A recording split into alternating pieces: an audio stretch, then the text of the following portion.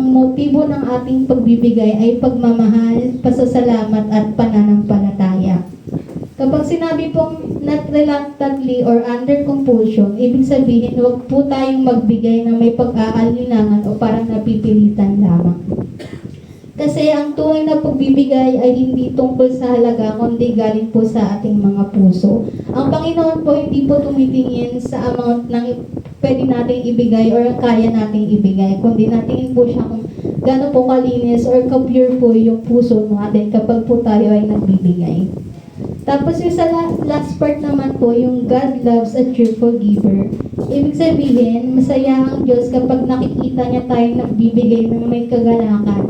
Kasi nakikita niya na nagtitiwala tayo sa Kanya bilang ating provider. Sa madaling salita po, ang pagbibigay ay hindi transaction, kundi expression ng tiwala at pagmamahal sa Diyos. Kung masaya kang nagbibigay, mas masaya ang Diyos na tumatanggap kapag nagbibigay tayo. Yun lamang po, naway na-remind po tayo na ang pagbibigay po ay hindi transaction, kundi expression po ng pagmamahal at pagtitiwala natin sa Panginoon. Manalangin po tayong lahat. Yes, Lord, maraming salamat, Lord, sa araw na ito, Lord. Hindi man po maganda yung panahon, Lord, pero naniniwala kami, Lord, na Ikaw pa rin po, Lord, yung nasa kalagitnaan namin ngayong umagang ito, Lord. Lord, huwag niyo pong hayaan, Lord, na yung ulan na yan, Lord, yung distraction na yan, yung alisin niyo po lahat na yun, kundi, Lord, mag-focus lamang po kami, Lord, sa ngayong umagang ito, Lord. Lord, inataas na po namin, Lord, yung pagbibigay namin, Lord, sa Panginoon. Lord, buksan niyo po, Lord, yung puso namin, Lord. Naway, Lord, yung puso namin, Lord, na nagbibigay ay bukal sa aming puso, Lord, at hindi napipilitan namin, Lord. Maraming salamat po, Lord, sa pangalan ni Jesus. Amen.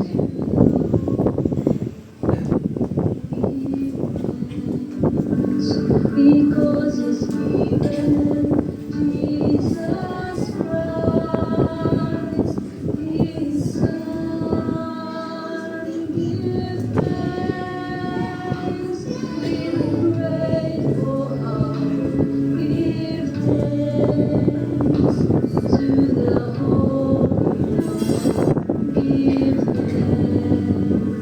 because it's given, Jesus Christ, His Son, and whenever we say, I am strong, let the poor say, I am rich, because of what the Lord has done for us. And now let the weak say, I am strong, let the poor say, I am rich, because of what the Lord has done for us. Give thanks.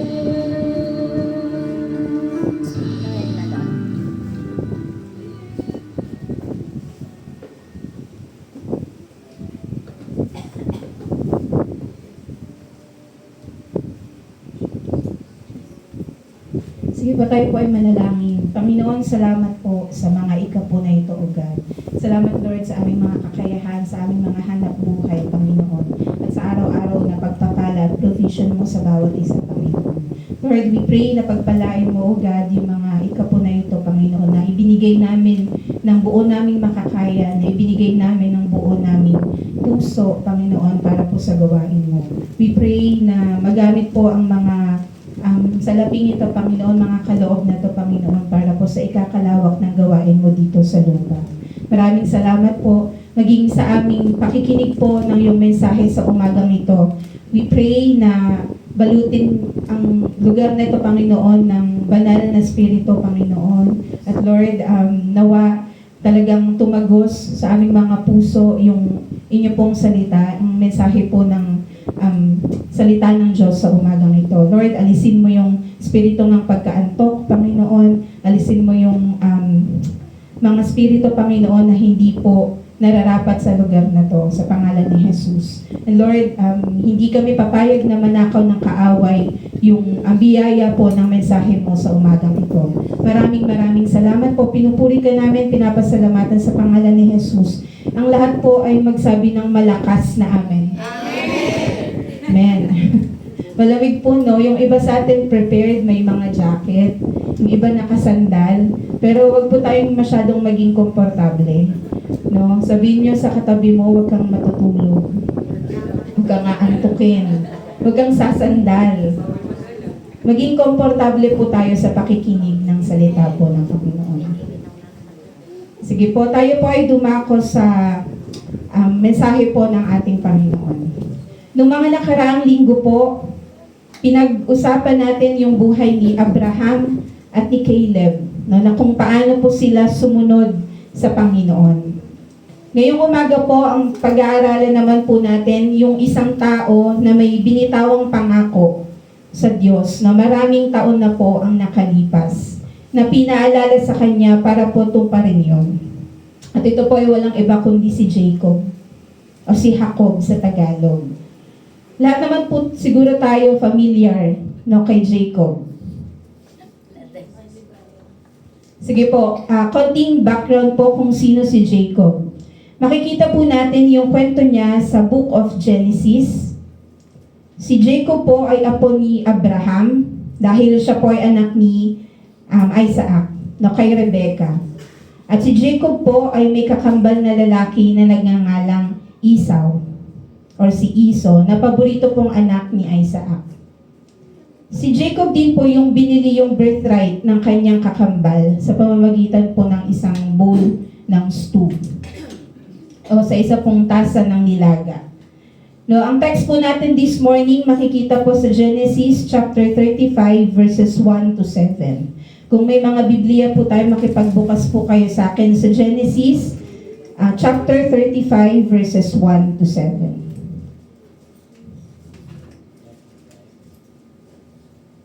Sige po, basahin natin. Verse 1, sinabi ng Diyos kay Jacob, pumunta ka sa Bethel at doon ka manirahan. Ipagtayo mo roon ang altar ang Diyos na nagpakita sa iyo noong tumatakas ka sa iyong kapatid na si Esau. Kaya't sinabi ni Jacob sa kanyang sambahayan at sa lahat ng kasama niya, itapon ninyo lahat ang Diyos-Diyos ang taglay ninyo. Maglinis kayo ng inyong katawan at magbihis kayo. Verse 3, aalis tayo rito at pupunta sa Bethel. Magtatayo ako roon ng altar para sa Diyos na kasama ko saan man at laging tumutulong sa akin sa panahon ng kagipitan. Verse 4, ibinigay nila kay Jacob ang kanilang mga Diyos-Diyosan at ang suot nilang mga hikaw. Ang lahat ng ito ay ibinaon ni Jacob sa tabi ng malaking punong malapit sa Shechem. Ang mga tao sa mga karatig bayan ay natakot kay Jacob at sa kanyang mga anak na lalaki. Kaya't walang nangahas humabol sa kanila nang sila'y umalis. Nang dumating sila sa Luz, sa lupain ng Kanaan, gumawa siya ng altar at tinawag niyang El Bethel, ang lugar na yon, sapagkat doon nagpakita sa kanya ang Diyos nang siya'y tumakas mula sa kanyang kapatid. Dito po sa binasa natin, sa passage natin this morning, ito yung time na tinawag ng Diyos si Jacob na pumunta sa Bethel para po magtayo ng altar para sa Panginoon. Ang Bethel po ay yung lugar kung saan unang nakilala ni Jacob o ni Jacob ang Panginoon sa pamamagitan po ng isang panaginip. No, nung panahon na siya ay tumatakas po sa kanyang kapatid, sa kanyang kakambal. Nung marinig po ni Jacob yung pagtawag sa kanya ng Diyos, siya po ay agad na sumunod at inutusan yung kanyang pamilya na alisin lahat ng kanilang mga Diyos-Diyosan. No, na maglinis sila ng kanilang sarili at magpalit ng kasuotan. Pagkatapos po nun, they gave Jacob their idols and earrings. At lahat po yun ay inilibing ni Jacob sa ilalim ng isang puno na malapit sa Shechem. At after po nun, kasama po ng pag-iingat ng Panginoon, yung buong sambahayan ni Jacob ay naglakbay papunta po sa Bethel o sa Bethel. Makikita po natin yung pag-iingat dito ng Diyos sa kanila dahil nung umalis po sila sa lugar nila, lahat ng bayan na malapit sa kanila o lahat ng mga taga roon ay natakot. Natakot po sa kanila maging sa mga anak na lalaki ni Jacob. Na wala po ni isa man yung nagtangkang habulin sila. At sabi po sa verses 6 to 7, nang sila po ay makarating, si Jacob po ay agad na gumawa ng altar para sa Diyos. At tinawag niya po itong El Bethel. No, dahil doon po sa lugar na yon, unang beses na pinahayag ng Diyos yung kanyang sarili kay Jacobo. In short, dito niya po unang nakilala ang Panginoon. Now, ang tanong po dito, bakit inutusan ng Diyos si Jacob na gumawa ng altar? Nearly 35 years earlier, bago po nangyari yung kwento natin sa Genesis 35, na pumunta si Jacob ng Bethel, siya po ay may binitiwang pangako sa Panginoon. No, but he seems to have forgotten, na nakalimot siya tungkol po doon sa kanyang sinabi o pangako sa Panginoon. Nakalimutan na po ni Jacob yung pangako niya sa Panginoon. Kaya ngayon doon po sa binasa nating passage, makikita doon na ni-remind po siya ng Diyos tungkol dito. Maraming pagkakataon po sa buhay natin bilang Kristiyano na naging katulad po tayo ni Jacob. Na may mga pangako tayong sinasabi sa ibang tao at maging sa Diyos na nakakalimutan po nating tuparin at gawin. Ang title po ng lesson natin ngayong umaga is The Forgotten Vow of Jacob. Pag sinabi po nating vow, na somehow related po ito sa salitang promise o pangako. Ang kinaibahan lang po, mas weighty, strong, and more sacred yung word na vow. Dahil yung word pong ito often used and made para po sa Diyos. Ngayon po tignan natin paano ba nabuo yung vow o yung pangakong binitiwan ni Jacob sa Panginoon. Ito po ay nabuo nung si Jacob ay tumakas sa kanyang kakambal na si Esau. No, dahil sa galit nito sa kanya nung kinuha niya po yung blessing ni Isaac na originally para dapat po kay Esau. No, dahil siya nga po yung panganay na anak. Sabi sa Bible, ang dahilan ng pagtakas ni Jacob ay dahil galit na galit si Esau sa kanya to the point na papatayin na po siya nito. Kaya with Rebecca's advice, yung nanay po ni Jacob, iniwan po ni Jacob ang Beersheba. Heading towards po siya sa Haran, at nung inabutan po siya ng paglubog ng araw, nag-decide po siyang huminto at magpalipas ng gabi. At yung lugar po na yon, yung tinatawag na Bethel. Doon po nangyari yung kanyang panaginip at yung unang encounter niya sa Panginoon. Basahin po natin sa Genesis chapter 28 verses 10 to 15. Sabi po dito, umalis nga si Jacob sa Beersheba at nagpunta sa Haran. Inabot siya ng paglubog ng araw sa isang lugar at minabuti niyang doon na magpalipas ng gabi. Isang bato ang inunan niya sa kanyang pagtulog. Nang gabing iyon, siya'y nanaginip. May nakita siyang hagdan na abot sa langit at mamanhik manaog doon ang mga anghel ng Diyos. Verse 13, walang ano-ano'y nakita niya si Yahweh sa tabi niya. Wika sa kanya, ako si Yahweh, ang Diyos ni Abraham at Isaac. Ang lupang ito na iyong hinihigaan ay ibibigay ko sa iyo at sa iyong lahi. Darami sila na parang alikabok sa lupa at lalaganap sila sa apat na sulok ng daigdig. Sa pamamagitan mo at ng iyong lahi ay pagpapalain ang lahat ng bansa. At verse 15, tandaan mo, susubaybayan kita at ipagtatanggol saan ka man magpunta. At ibabalik kita sa lupain ito. Hindi kita iiwan hanggang sa matupad ang lahat ng sinabi ko sa iyo. Nakita po natin dito kung ano po yung nilalaman ng naging panaginip ni Jacob. At sa parehas na panaginip, nangako ang Diyos sa kanya na makakasama niya ito, na magiging tagapagtanggol at magiging tagapagligtas saan man siya magpunta. And that dream prompted Jacob to make his vow. No, ituloy po natin sa verses 20 to 22. Dito naman po makikita yung vow ni Jacob sa Panginoon. Sabi po dito, nangako si Jacob ng ganito, O Yahweh, kung ako'y sasamahan ninyo at iingatan sa paglalakbay na ito, pakakainin at dadamitan at makakabalik na muli sa bahay ng aking ama, kayo po ang aking magiging Diyos. Verse 22, sasambahin kayo sa lugar na ito na pinagtayuan ko ng batong alaalang ito.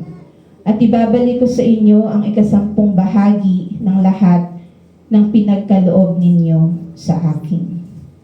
So ano pong pinangako niya? No, kung siya ay sasamahan, iingatan, pakakainin, dadamitan, at makakabalik ulit sa bahay ng kanyang ama, siya ay gagawin niyang Diyos ng kanyang buhay. Ano pa? Sasambahin, maghahandog ng 10 bahagi ng lahat ng pinagkaloob sa kanya ng Panginoon. No, ang dami niya pong pinangako. And at the same time, ang dami rin niyang condition sa Diyos. Sa mga sumunod na taon po sa buhay ni Jacob, na makikita natin na naging totoo ang Diyos sa pangako niya sa kanya. In Genesis chapters 29 and 30, na buong chapters po, Jacob experienced God's blessings. No, through God's favor, prosper po ang kanyang pamilya. Kung babasahin po natin, siguro po sa bahay, pag uwi natin, basahin natin yung Genesis chapters 29 and 30. Makikita po natin doon na pinagpala po, no, o nag-prosper ang kanyang pamilya. Nagkaroon siya ng mga asawa at maraming anak. At maging yung kanyang mga ari-arian ay napagpala din ng Diyos. Isa pang pangako ng Diyos na naranasan ni Jacob ay yung pag-iingat nito sa kanya. No, sa pagbalik po ni Jacob sa kanyang homeland sa Canaan, na 2 beses pong naranasan ni Jacob yung pag-iingat ng Diyos sa kanyang buhay. Una po, mula kay Laban. Alam po natin na si Jacob ay tumakas ng palihim sa kanya. Si Laban po, uncle niya. And at the same time po, amo niya rin po to sa trabaho. Tumakas siya dahil gusto na niyang umuwi at bumalik sa pamilya niya sa Canaan. Pero lagi siyang pinipigilan ni Laban. Sa pag-alis niya sa Haran, dala-dala niya po yung kanyang mga asawa, mga anak, at lahat ng ari-arian niya. No, ginawa niya ito nang hindi po alam ni Laban. Pero pagkalipas po ng ilang araw, nalaman ni Laban yung ginawa niyang pagtakas. Kaya nagalit po ito sa kanya at sinundan sila. Nabutan po sila ni Laban, pero bago pa man po may magawa si Laban sa kanya, nagpakita na ang Diyos kay Laban na sa isang panaginip at nag-warning sa kanya na huwag niyang galawin si Jacob. At dahil galing po yun sa Panginoon, ito po ay sinunod ni Laban, na wala po siyang ginawa kay Jacob.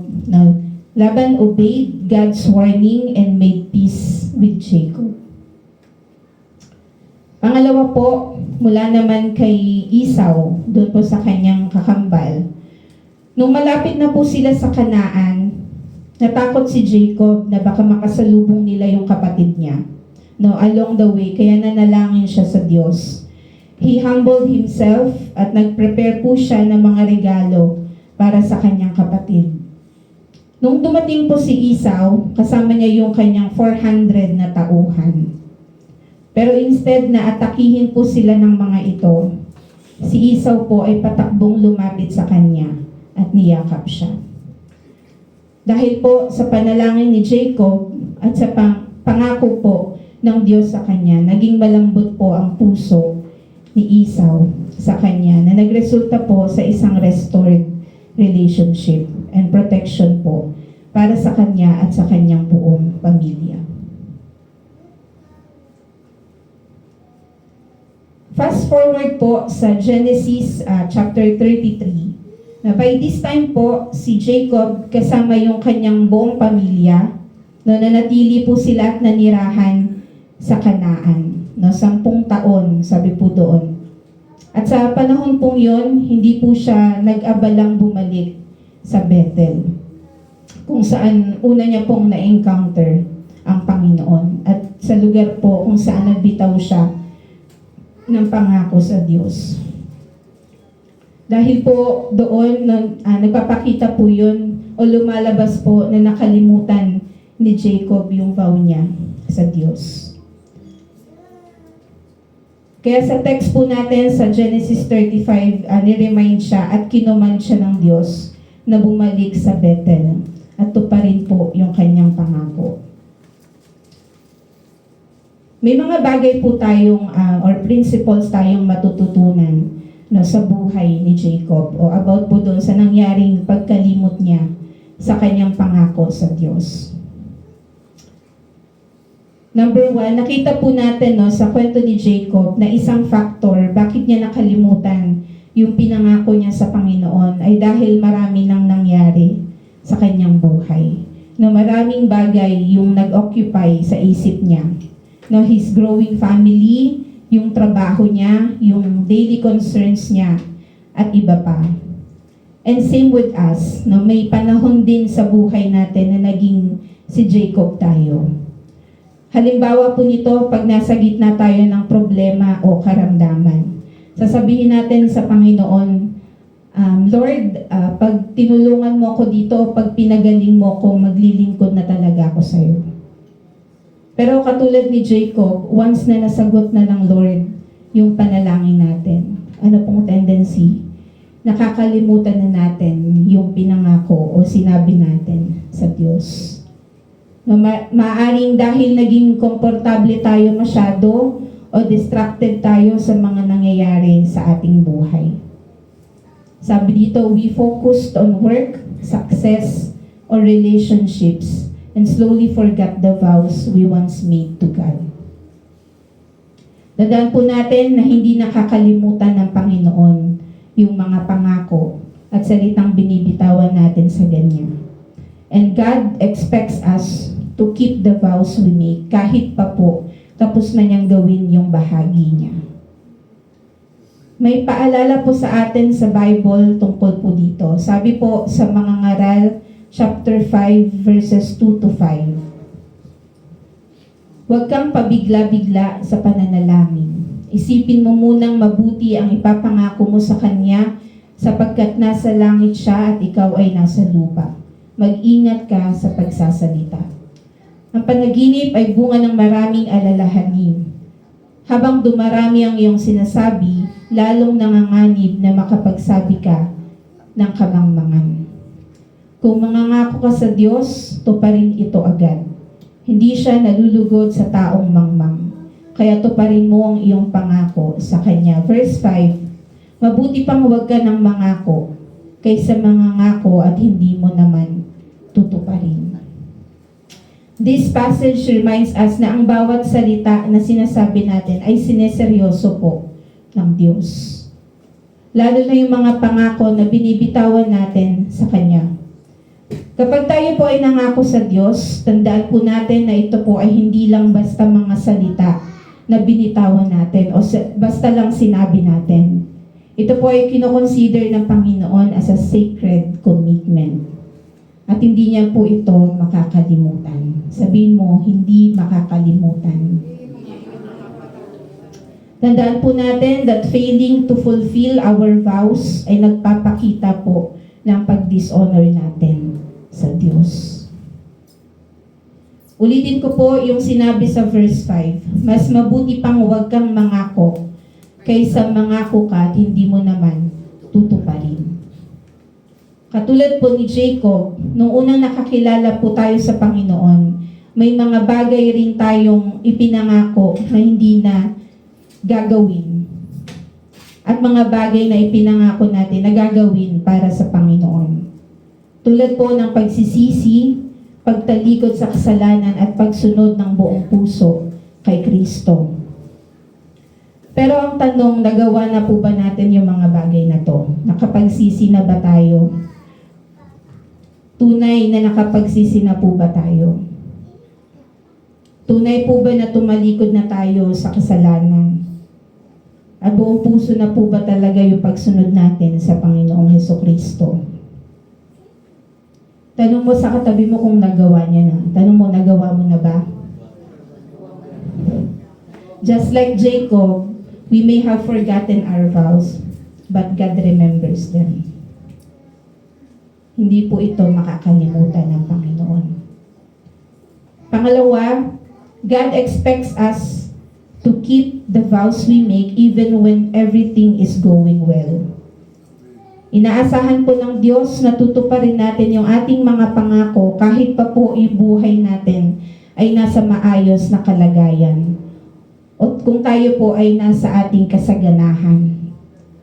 Sa case po ni Jacob, nakita natin na nagkaroon po siya ng malaking pamilya. Na nakapag-settle po siya kasama ang kanyang pamilya sa lugar na kinalakihan niya. At masasabi po natin na naging maayos at maluwag yung kanilang pamumuhay. Dahil po, isang factor, marami silang naging ari-arian. Pero in those times of prosperity, naging madali din para kay Jacob na malid siya ng kanyang comfort and blessings na tinatawag nating spiritual forgetfulness. And many believers today follow a similar pattern. Marami pong Kristiyano ngayon ang sumusunod na lang sa salita ng Diyos kapag sila po ay nahihirapan sa kanilang kalagayan. In season of pains and losses, maging sa times of uncertainties, ang mga tao pong ito ay madaling lumapit sa Panginoon. No, nananalangin, nangangako at nagkukumit sila na magpapatuloy at maglilingkod sa Diyos kung sila po ay makakaranas ng kaginhawaan. Pero later on, pag sila po ay nasa gitna na nung kasagutan ng bagay na pinanalangin nila, no, halimbawa po sila financially secured na sila. Katulad ni Jacob, bigla silang nakakalimot sa kinumit nila sa Panginoon. Biglang nagda-die down yung passion nila to pray, yung passion nila to obey and to serve the Lord. In times like this, magandang alalahanin po natin yung warning ng Diyos sa mga Israelita sa Old Testament. Ito po yung panahon na nakapasok na sa Promised Land yung mga Israelita. Sabi po sa Deuteronomy chapter 8 verses 11 to 20. Huwag ninyong kalilimutan si Yahweh na inyong Diyos. Sundin ninyo ang kanyang mga utos at mga tuntunin. Kung kayo'y namumuhay na ng sagana, nakatira na sa magagandang bahay, at marami ng alagang hayop, at marami ng naipong pilak at ginto, huwag kayong magmamalaki. Huwag ninyong kalilimutan si Yahweh na nagpalaya sa inyo mula sa pagkaalipin sa bansang Ehipto. Siya ang pumatnubay sa inyo sa inyong paglalakbay sa malawak at nakakatakot na ilang na puno ng makamandag na mga ahas at alakdan. Nang wala kayong mainom, nagpabukal siya ng tubig mula sa isang malaking bato. Kayo'y pinakain niya roon ng mana, isang pagkaing hindi niyo kilala. Pinaranas niya kayo ng hirap para kayo'y subukin at turuang magpakumbaba. Ang lahat ng iyo'y sa ikabubuti rin ninyo. Verse 17, kaya wag na wag ninyong iisipin na ang kayamanan ninyo'y bunga ng sariling lakas at kakayahan. Subalit alalahanin ninyong si Yahweh na inyong Diyos ang nagbibigay sa inyo ng lakas upang yumaman kayo. Ginagawa niya ito bilang pagtupad niya sa kanyang pangako sa inyong mga ninuno.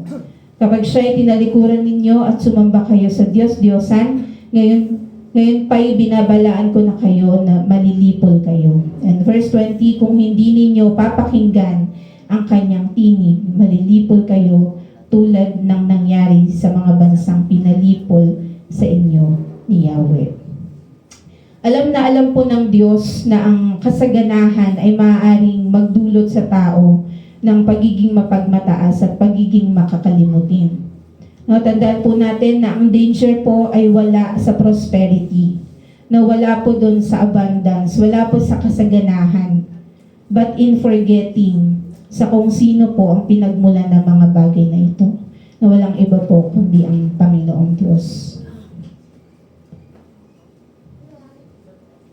Pangatlo po, God expects us to keep the vows we make even when we have allowed ourselves to be influenced by the world. Inaasahan daw po ng Diyos na tayo ay tutupad, natutuparin natin ang ating mga pangako kahit na pinahintulutan natin yung ating mga sarili na maimpluwensyahan ng mga bagay sa mundo. Kung babalikan po natin yung sinabi sa Genesis chapter 35 verse 2, na mapapansin po natin doon na ang pamilya po ni Jacob ay tinanggap sa kanilang buhay at sa kanilang tirahan yung Diyos ng mga tao sa kanilang paligid. At alam po natin na ang mga ito ay hindi po totoong Diyos. Ito po ay mga Diyos-Diyosan.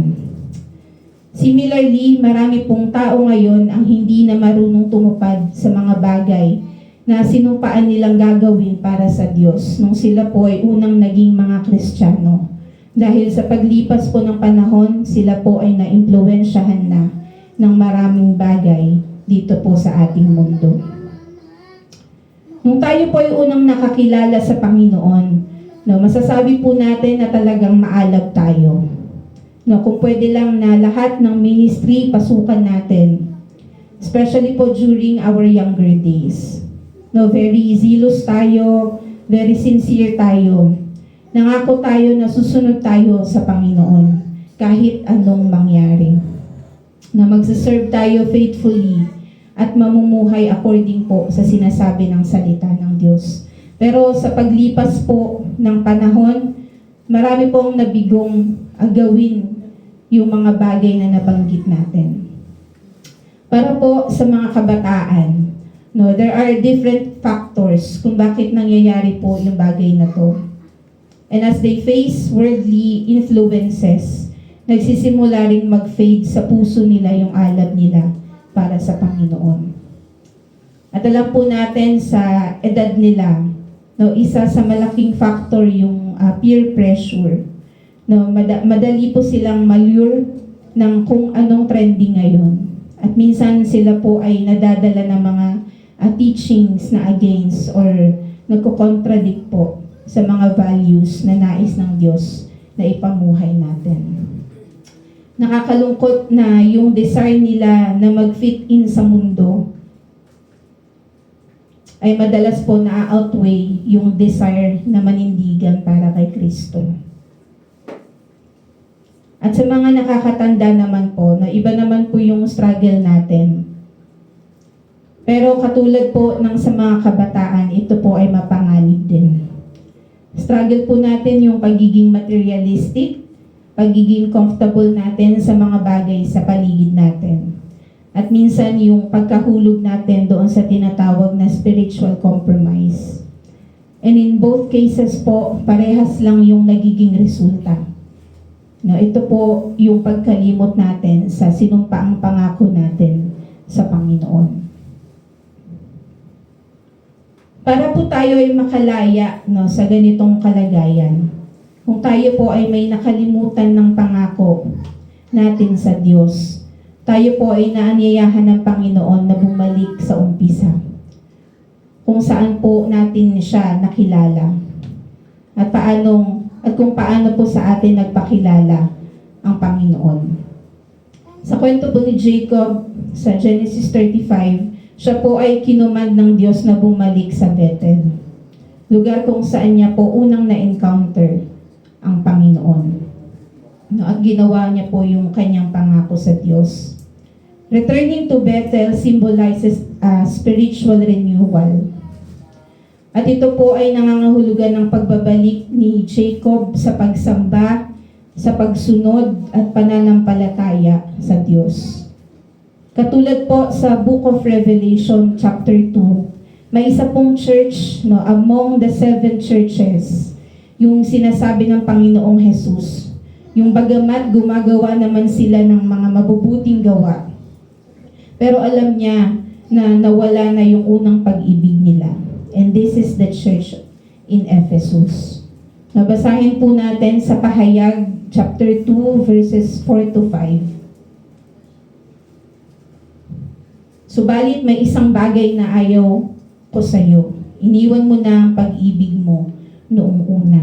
Verse 5, alalahanin mo ang dati mong kalagayan. Pagsisihan mo at talikuran ng iyong masasamang gawa. Sinasabi po dito na yung una o original passion and devotion ng mga mananampalatayang ito sa Diyos ay wala na o nawala na. Kaya sa verse 5, inurge sila ng Panginoong Jesus na alalahanin na magsisi sa kanilang masasamang gawa at bumalik sa kanilang earlier faithfulness para gawin yung mga bagay na ginagawa po nila nung una po silang nakakilala sa Panginoon.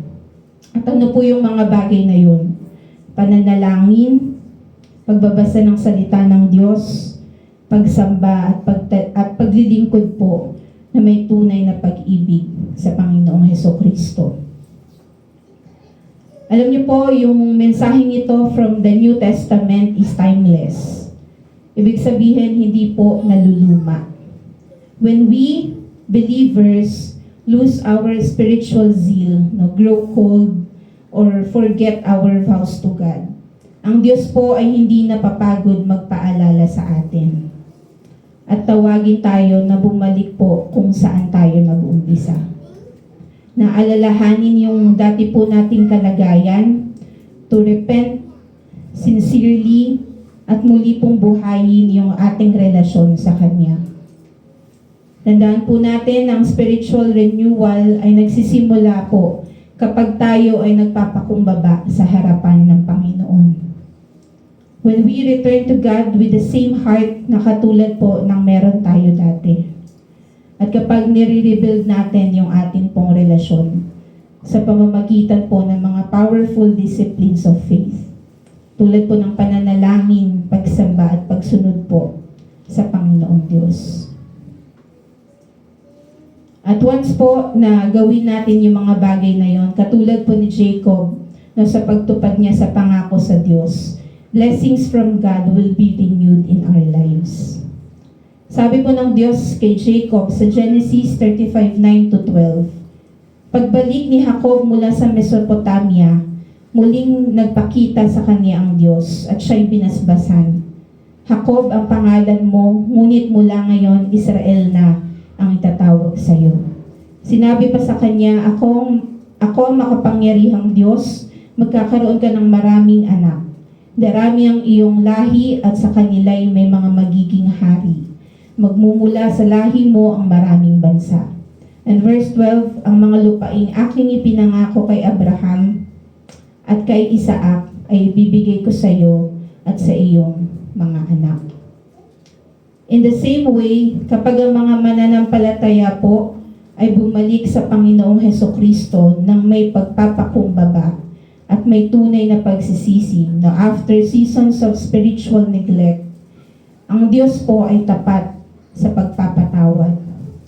At ang bawat isa po sa atin ay handa niyang i-welcome nang may kahabagan at salubungin ng mga spiritual na pagpapala na ihinahanda niya na po sa atin noon pa man. Bilang pagtatapos po, sa mensahe pong ito ng Panginoon, ang pinapaalala sa atin kung paano yung mga pagpapala at mga bagay sa buhay natin ay madalas nagiging sanhi upang makalimutan natin yung ating binitawang pangako sa Panginoon. Yet, even in our forgetfulness, nananatili pa rin pong tapat ang Diyos sa ating buhay. Nung si Jacob po ay sumunod sa Panginoon at bumalik sa Bethel, hindi po judgment ang naabutan niya doon, kundi spiritual renewal. A deep spiritual restoration, renewal of faith, renewal of worship, and renewal of purpose. Naranasan niya pong lahat ng yon dahil sa kanyang pagsunod sa Panginoon. Jacob's spiritual renewal was not just emotional or symbolic. It was a complete spiritual restoration. No, sa oras po na yon, pinaalala sa kanya ng Diyos kung sino siya. No, pinaalala sa kanya ng Diyos kung sino yung Diyos na pinaglilingkuran niya and what He was called to do. Tandaan po natin that God offers a person the same kind of renewal kapag ang isang tao po ay tunay na nanumbalik sa Kanya. Ang tanong po, gusto po ba nating maranasan yung spiritual renewal na ino-offer ng Diyos? Tayo pong lahat ay manalangin.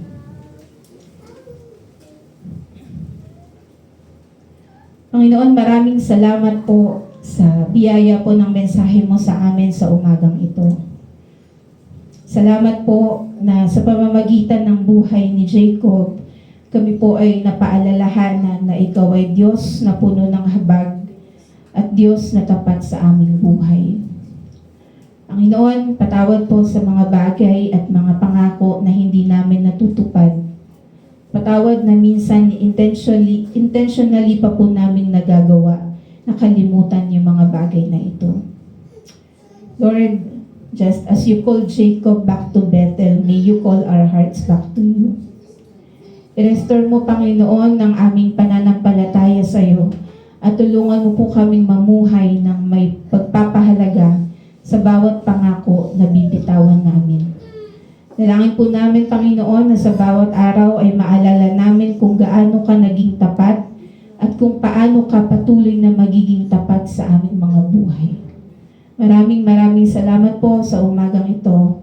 Nawa, patuloy namin makasama ang banal na Espiritu sa aming pong pagpapatuloy sa journey po namin sa iyo, Panginoon.